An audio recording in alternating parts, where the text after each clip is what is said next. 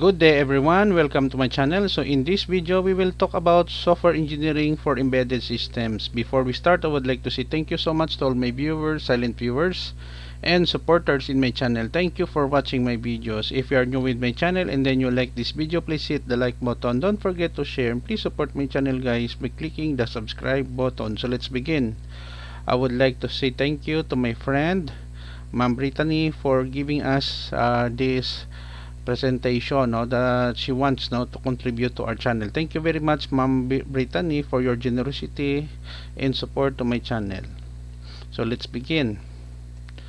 Embedded systems. Embedded systems are specialized computing systems designed to perform dedicated functions or tasks within larger systems or products. Unlike general purpose computers, which are designed to handle a wide range of tasks, embedded systems are tailored to perform specific functions with a high level of efficiency and reliability. These systems are integrated into a larger device or product, often operating behind the scenes without direct user interaction or intervention. So we have here the different characteristics and features of embedded system. For purpose-specific, resource-constrained, real-time operation, integration, no user interface, firmware dependability. Characteristics of features of embedded systems. Purpose-specific. Embedded systems are built to serve a particular purpose or perform a specific set of tasks. For example, include microcontrollers in household appliances like microwave ovens, washing machines, automotive control systems, medical devices, industrial automation, consumer electronics like digital cameras, smart TVs, and more. Resource constraint. Even embedded systems are often designed to operate with limited resources, including processing power, memory, and storage. This constraint helps to keep their costs down and power consumption low while still achieving their intended functionality. Real-time operation. Many embedded systems operate in real time, meaning they must respond to inputs and produce outputs within strict timing constraints. This is critical for applications like automotive control systems where immediate responses are essential for safety. 4. Integration. Embedded systems are integrated directly into the products they serve. This integration helps optimize the overall performance and reliability of the product.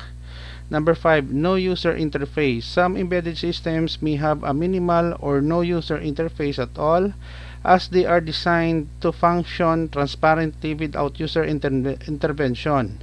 However, others may have a simple user interface like a small display or buttons for basic interactions.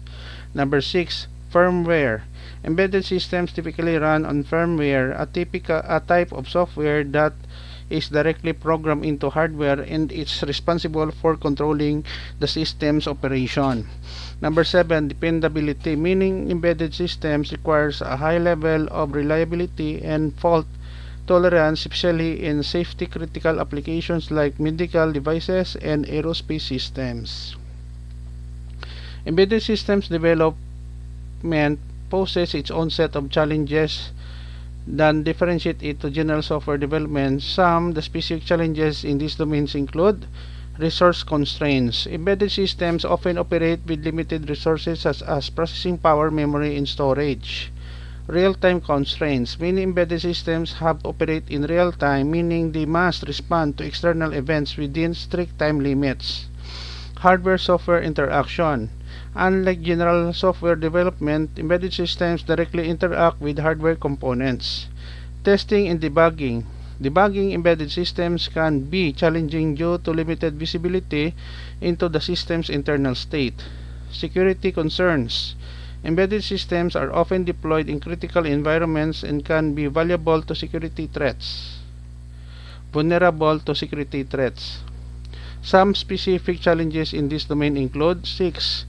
Product life cycles. Many embedded systems have a long life cycles and they may need to function reliably for years or even decades. Heterogeneous hardware. Embedded systems are used in a wide range of applications and may be built on various hardware platforms with different architectures. 8. Power management. For battery-powered embedded systems, power optimization is critical to extend battery life. 9. Safety critical considerations. In applications like medical devices, automotive systems, or aerospace, safety is paramount.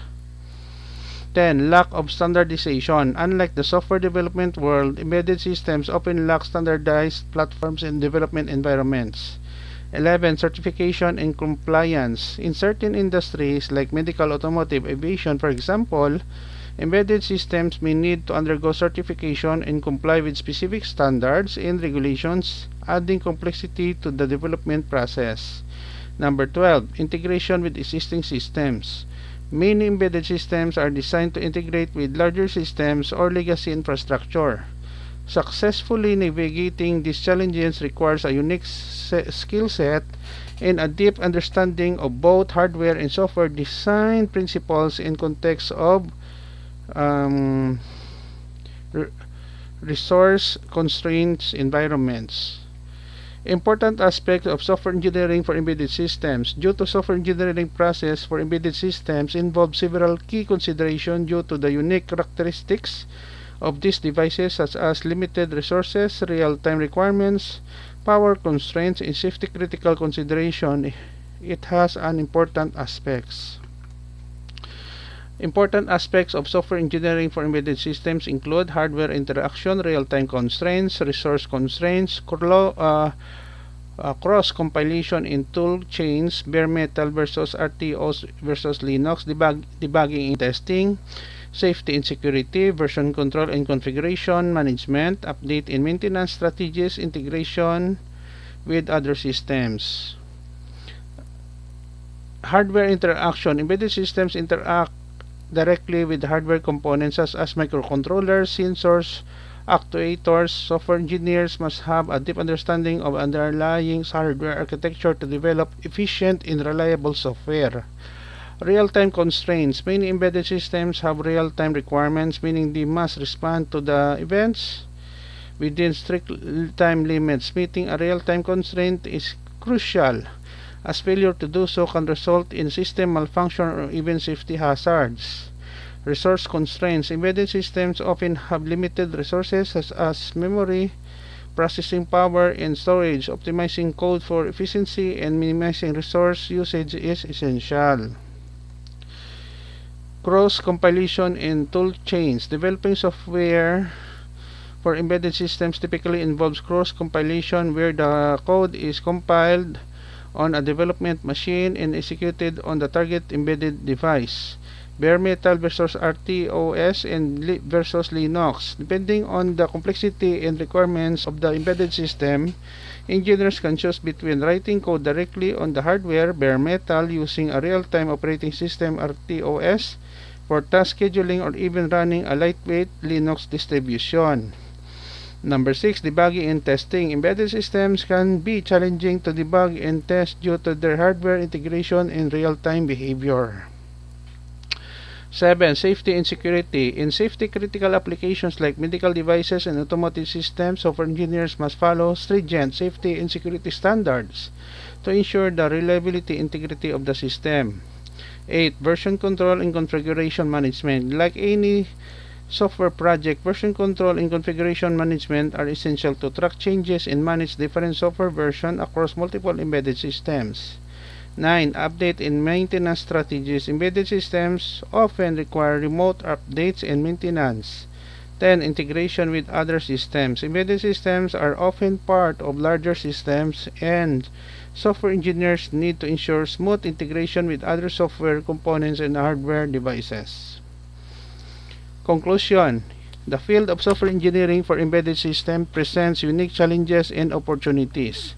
As technology continues to advance, software engineers will need to stay abreast of the latest trends and techniques to develop efficient, safe, and reliable embedded systems that enhance our lives and drive innovation across various industries. The combination of technical expertise, domain knowledge, and focus on quality will remain crucial for successful development in this dynamic and ever-evolving field. It's a field that requires constant adaptation to new technologies and development practices to address the ever-changing demands of embedded systems in various industries. Software engineering for embedded systems plays a critical role in the development of various devices, products, and systems that surround us in our daily lives. Embedded systems, which are specialized computing systems designed to perform specific tasks with larger systems, are becoming increasingly prevalent in a wide range of industries, including automotive, aerospace, medical, consumer electronics, industrial automation. So we have here the references. Thank you so much for watching this tutorial video about software engineering for embedded systems. Don't forget to like, share, and please support my channel guys by clicking the subscribe button. See you in the next video tutorial guys. This is your friend Jake saying bye bye for now.